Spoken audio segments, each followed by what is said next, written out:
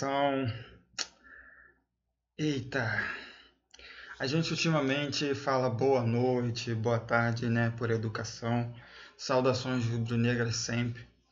Isso aqui é um vídeo pós-jogo, pós mais uma tragédia, mais uma atuação vergonhosa do Flamengo pelo Campeonato Brasileiro diante do Vasco da Gama. O gigante fracassado do Rio, o inquilino fixo da Série B. E o que a gente vimos hoje? Um time do Flamengo tomar uma pressão em determinados momentos do Vasco. Para quem não viu o jogo, é isso mesmo. O time do Flamengo tomou pressão em determinados momentos do Vasco. O time que está ali abrindo a porta da zona do rebaixamento e só não saiu e só permaneceu lá por conta eles têm competência e têm incompetência ao mesmo tempo. O que eles fizeram hoje, eles fizeram tudo sozinhos. Fizeram um gol para eles, mas também fizeram um gol para a gente e permaneceu lá. A gente não adianta, né? Agora, faltando 2 meses, 3 meses para poder acabar o calendário do futebol de 2018. E, aliás, é o desejo de muito que chegue logo 2019, mas não adianta. Agora, talvez pegar uma outra pessoa qualquer com uma cabeça um pouco mais aberta, uma pessoa que entenda um pouco mais do que um estagiário, porque estagiário, o nome já diz, o cara tá ali, ele não sabe nada, ele pode até entender, saber um pouquinho de futebol, mas um camarada como o Barbieri, com o currículo que ele tem do futebol, não pode ficar entregue na mão dele um time do Flamengo, que é o time que mais investiu.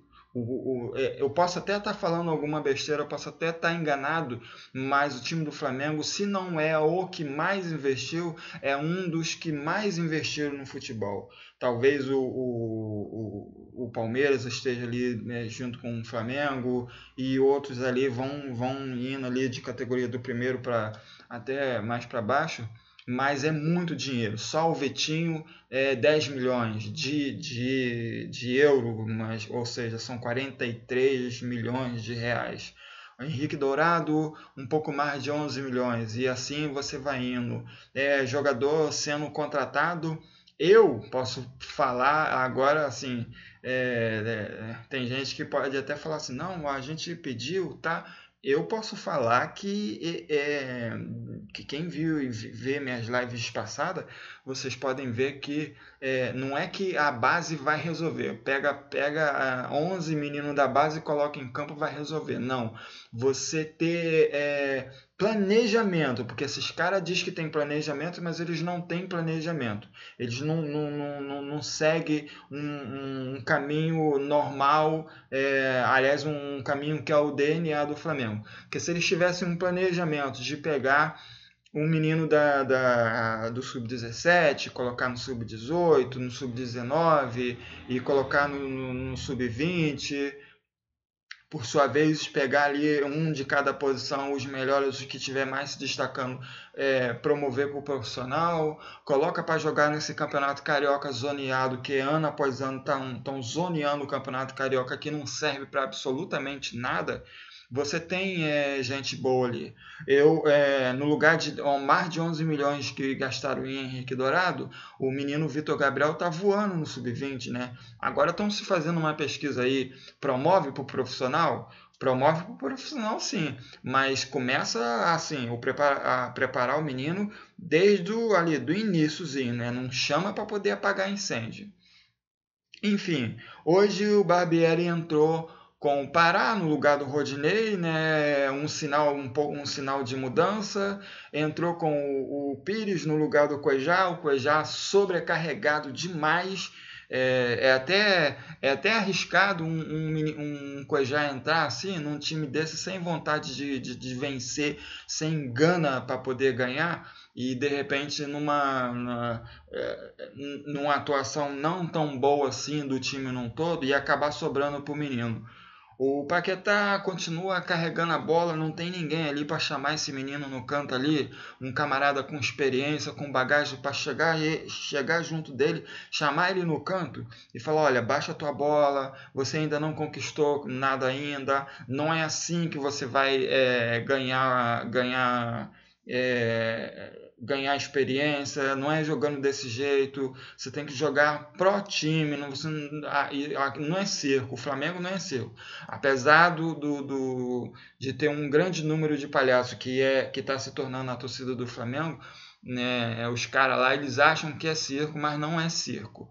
E de encontro a isso, eu vou colocar os números aí para vocês dar uma olhada na tela, para vocês verem. E um questionamento que o Mauro César fez ainda agora no vídeo dele, que é: por que o Vasco conseguiu dar um pouco de pressão no Flamengo, sendo que eles vieram recuado, tão recuado quanto o Corinthians veio, e o Corinthians não levou tanto perigo assim para o Flamengo?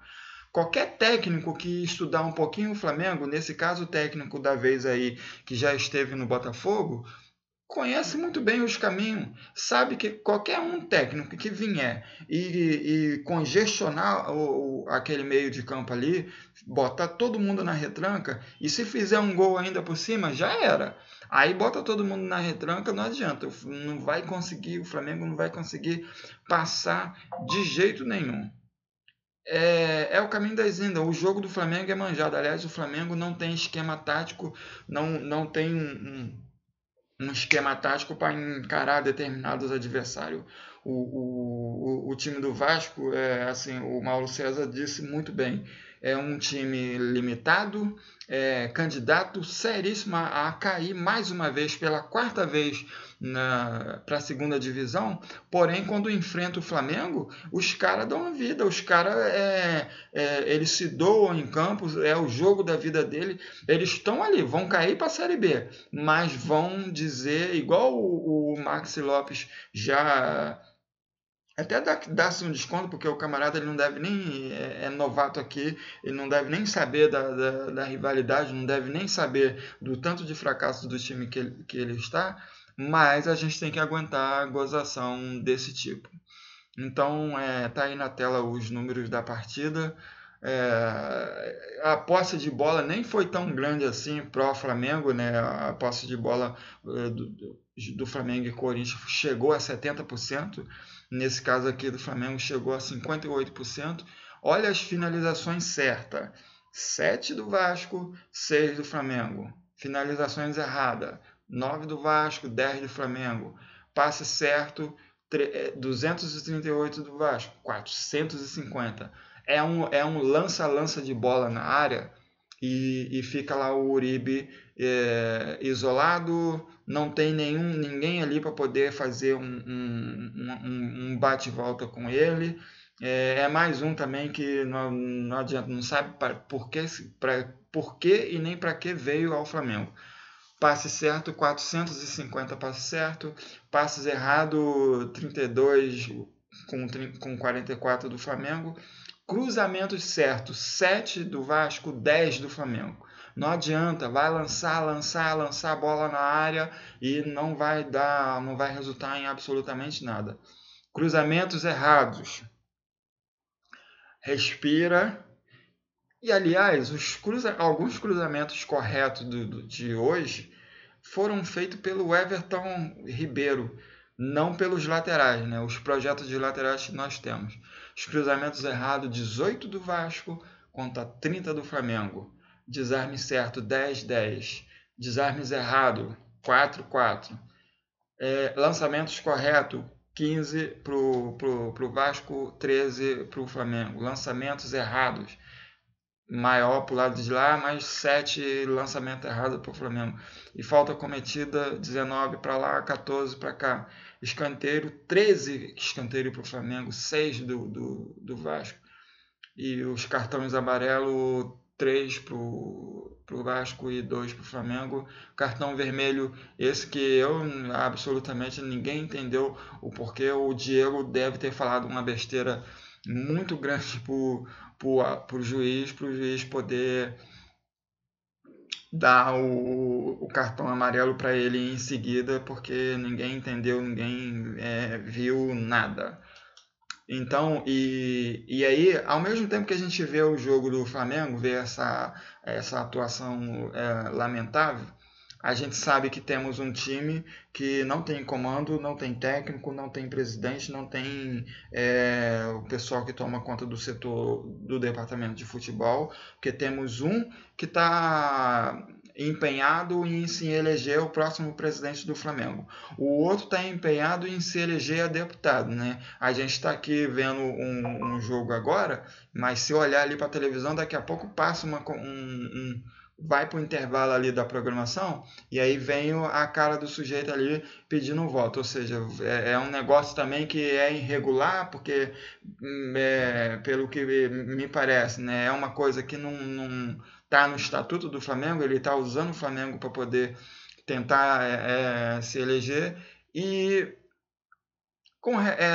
a gente acaba sofrendo esse tipo de gozação. Esse sujeito aí, eu não sei se ele é argentino, não sei, ele não é brasileiro. Max Lopes tira sarro do Flamengo após o empate. Provamos ser maior do Rio. Todo mundo, até ele sabe que não são maior, ele sabe que não. Porém, nos confrontos Flamengo e Vasco, tá ali uns confrontos, acaba os números andam falando melhores pro lado deles e não pra gente. E um time como esse, que tem as suas contas todas atrasadas, que tem a cota de televisão do Campeonato Carioca de 2019 já foi adiantada, de 2020 adiantada, 2021, 22 adiantada. Os caras estão ali, ó, com a corda no pescoço e estão dentro da zona de rebaixamento e assim, tem que ter um milagre muito grande para poder tirar eles de lá e a gente tem que pegar e aturar esse tipo de coisa. E quem é o grande culpado disso? É os jogadores? Também, mas começa lá de cima. Começa do projeto de presidente que nós temos, que está preocupado com outra política que não é o Flamengo. E o camarada que vai entrar o camarada que vai entrar, que pretende entrar, né? Espero que os conselheiros lá do Flamengo prestem muita atenção na hora de votar para poder colocar uma pessoa lá que tem o mesmo pensamento, uma pessoa que uma vez vem numa TV, um canal de TV fechada, mas não adianta. Falou de Flamengo, isso vai parar no ouvido de tudo que é flamenguista. Ele chega numa TV, dá uma seguinte entrevista. De acordo com o nosso mapeamento, de acordo com o nosso estudo, diante de nossas necessidades, não é necessário, não está no nosso planejamento mexer na lateral. Depois, quando o bicho pega, ele coloca a culpa para cima do Barbieri, fala que o Barbieri não quis os laterais. Depois ele deu uma entrevista recentemente para o blog Ser Flamengo, e desmentiu, disse que foi mal interpretado, né? Ou seja, né, somos um bando de analfabetos que não estudamos o português e não sabemos interpretar direito as palavras que o camarada diz. E aí a gente tem que aguentar esse tipo de coisa. De contramão, diante de tudo isso, o que não é muita novidade, as poucas palavras que o Barbieri, o Eduardo Bandeira de Mello consegue dar, ele dá e fala isso aí, ó. Que é a mesma coisa quando tinha o Zé Ricardo. Lembrando para vocês que o Zé Ricardo não foi mandado embora. O Zé Ricardo pediu para sair, porque senão ele não tinha mandado o cara embora. E tá aí, ó. O Bandeira de Mello garante a permanência do Barbieri. E agora também no finalzinho da temporada não tem muita coisa, o que fazer. O que tem, é isso aí que tá. Mas tinha que ter alguém ali para falar, meu amigo, olha, Já deu. Bota ele lá, deixa ele como estagiário, mas pega alguém aí com um pouco mais de experiência, com um pouco mais de cabeça para poder trabalhar esse time, para poder botar esse time para jogar num posicionamento correto. E um time que está precisando ganhar, que está precisando, que empatou numa sorte danada, ele tira um lateral para poder colocar o outro, tira o Pará para colocar o Rodinei. Bota o time para frente. Perdendo de 0, perdendo de 2, 3, você vai perder do mesmo jeito. E eu, sinceramente, eu não sou negativista. A flamenguista costuma ter bastante confiança no time do Flamengo, até como quando o Flamengo vai mal, mas não vejo, jogando desse jeito aí, se portando desse jeito, eu não vejo o Flamengo avançando na Copa do Brasil.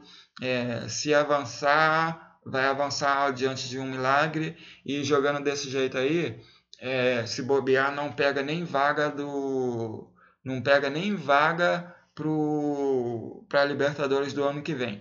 E, sinceramente, para poder ir para a Libertadores do ano que vem e passar esse tipo de vergonha que está passando aí novamente, ano passado ainda chegamos em final, né? Chegamos em final da Copa do Brasil, perdemos para nós mesmos. O Flamengo não perdeu para o Cruzeiro, o Flamengo perdeu para ele mesmo. Para a falta de planejamento, né? Eles dizem que tem planejamento, dizem que tem um estudo, tem um banco de dados, mas eles não têm absolutamente nada. É um bando de amador que está tomando conta do Flamengo. O Flamengo perdeu para o próprio Flamengo pela sua falta de organização e de planejamento de você contratar as pessoas certas. Tínhamos um bom goleiro, mas ele não podia atuar na Copa do Brasil. Tínhamos o Everton Ribeiro, que também não podia atuar na Copa do Brasil. Aí o Thiago se machuca, o César se machuca, ficamos à mercê de quem? Do Muralha. Olha o nome do goleiro, do Muralha. E a Copa Sul-Americana a gente perdeu para nós mesmos, não perdemos para o Independente, perdemos para nós mesmos. E outra, última coisa, tá vendo aquilo lá no fundo ali, ó? A maior torcida do mundo faz a diferença. Enquanto essa galera aí não mudar essa mentalidade dele, aliás, enquanto não mudar essa galera que tá aí, esse tipo de coisa que vocês estão vendo aí no fundo aí, vai ser cada vez menos. Porque nessa época aí, quando a torcida ainda podia fazer uma festa dentro do estádio, ainda podia entrar dentro do estádio para poder apoiar o time e levar. Deixa eu só lembrar para vocês que esse mosaico aí, ele foi feito Flamengo e Goiás no Campeonato Brasileiro de 2009. Para quem não lembra, o Flamengo estava na zona de rebaixamento e jogo após jogo. Esse jogo terminou no 0-0, mas foi um jogo que fez parte daquela arrancada do Flamengo para o título de 2009. Não tinha nenhum medalhão no Flamengo, não tinha nenhum jogador que custou 10 milhões de euros, 10 milhões de dólares. Tínhamos o Pet, que estava ali próximo de se aposentar. Tínhamos o Adriano, que largou tudo na Itália para poder vir e jogar no Flamengo. Tinha um monte de jogador, mas tinha gente com vontade de ganhar. E tínhamos um técnico que sabia muito bem o que era vestir a camisa do Flamengo, e que deu muito certo naquela época. Hoje até um pecado hoje você talvez pegar o Andrade e colocar no comando do Flamengo e o Andrade acabar sendo massacrado por uma turma de corneteiro. Mas isso não por conta dos corneteiros, por conta do jogador que entra em campo. Por conta desses caras que um cara do tipo do Rodinei, que ainda se acha no direito de abrir a boca para poder xingar o torcedor. O torcedor, senhor Rodinei, o torcedor tem todo o direito. Eu não vou agora aqui te xingar e te falar aquilo que eu gostaria muito de falar, né? É até bom que você não vê esse canal, mas eu não vou te falar o que eu gostaria de falar, mas por educação a quem está assistindo. Porque eu gostaria de te mandar para um monte de lugar. Porque quem paga o teu salário somos nós, o torcedor que paga o teu salário. Porque se o Flamengo atrai muito patrocinador, se o Flamengo tem muito sócio-torcedor, se o Flamengo dá audiência, se o Flamengo tem uma cota alta na televisão, é porque a torcida consome o Flamengo, consome produtos do Flamengo. E não é barato, é caro. consumir produtos do Flamengo de forma oficial, original, não é barato, é caro. Essa turma que está aí, tá a cada rodada que aparece, eles vêm afastando os real torcedor. E agora, a impressão que eu tô tendo, a impressão que eu tive do último jogo do Flamengo e Corinthians, é que eles estão querendo fazer o papel que a organizada sempre fez. A organizada sempre fizeram festas lindas no Maracanã, igual essas que vocês estão vendo aí. E a organizada sempre teve um papel bastante importante dentro do Maracanã, sempre empurrou. A organizada nunca teve a necessidade de ficar espalhada pelo os dois anéis do Maracanã, que é assim que a gente tratava o Maracanã antigo, o de baixo e o superior. A organizada sempre teve lá naquele cantinho ali, onde todo mundo conhece, sempre ficou elas todas ali, uma do lado da outra, mas elas ali faziam o barulho e ela acordava todo o Maracanã. E hoje a gente tem que aturar o Maracanã com meia dúzia de corintianos cantando que o Maracanã é deles. E aí a gente vai fazer o quê? Porque a gente vê um time apático, a gente sabe que os torcedores que estão lá são torcedores que na maioria das vezes ficavam ali nas lateral do estádio. Hoje é o Maracanã mais, né? Só fica lá quem pode. E o sócio torcedor que na maioria das vezes compra os seus ingressos, lota o setor norte, que na maioria das vezes seria destinado às organizadas, porque é o setor mais barato do Flamengo, que é o setor norte, que é atrás de um dos gols, né? E o outro setor lá atrás do outro gol, que eu não me recordo se é leste, sul ou que seja, são os dois setores que se esgotam. Então não temos aquele gás a mais aquele gás a mais dentro do Maracanã. Porque muitas das vezes a gente eu ia para o Maracanã e a gente via que o time, né, tava ali, né, precisando de uma força e a torcida cantando, apoiando, e o time parece que sentia essa força, essa energia e começava a jogar e não era com muita habilidade, mas não faltava a entrega. Às vezes não ganhava e os caras saíam de lá aplaudidos, porque a torcida entendia que os caras deu o máximo, tentou, correu, dividiu cada bola, cada metro quadrado desse gramado, mas infelizmente não deu. E outras vezes foram possível ganhar. E aí o torcedor sai de lá feliz da vida, porque ajudou o seu time, ajudou o time a vencer. O torcedor sai do Maracanã com vontade de voltar no dia seguinte, se tiver um jogo. Mas hoje, os poucos torcedores, e aliás, assim, e a gente fala pouco torcedor, porque para muitos torcedores, para muitos outros clubes, o público que o Flamengo leva para o Maracanã e para qualquer outro estádio, porque hoje lá em Brasília foram 54 mil e um pouquinho e alguns quebrados, botando em redondo aí 55 mil em Brasília, né? Não é no Maracanã, em Brasília. O Vasco vendeu esse jogo para o Rony por 500 mil reais, quanto que o Rony não embolsou, né? Ou seja, se o Flamengo coloca 55 mil em Brasília, num jogo que o mando não é do Flamengo, com o momento ruim que o Flamengo está, imagine se eles honrassem o manto que veste. Cada um desses jogadores aí fizesse a sua posição. Cada um desses jogadores sabe muito bem em que posição que eles iam ocupar dentro de campo, de acordo com o que o jogo fosse acontecendo, tendo um treinador experiente, com bagagem na beira do campo, que baixa um sinal para os caras entender que tem alguma coisa errada, olha, conserta aquilo ali, dá cobertura ao lateral que subiu para não ficar aquela avenida lá, para a gente não tomar um contra-ataque. Falta esse tipo de treinador na beira de campo, mas infelizmente esse ano de 2018 a gente não vai ver isso. E em 2019 eu espero que seja muito diferente do que a gente está vendo, porque a gente está sendo conhecido como um time que tem conta organizada, recorde de público, atrás de recorde de público. Para o próximo jogo já deve ter 20, 25 mil ingressos vendidos. E é um time milionário, porém fracassado, que é eliminado em todas as competições que entra.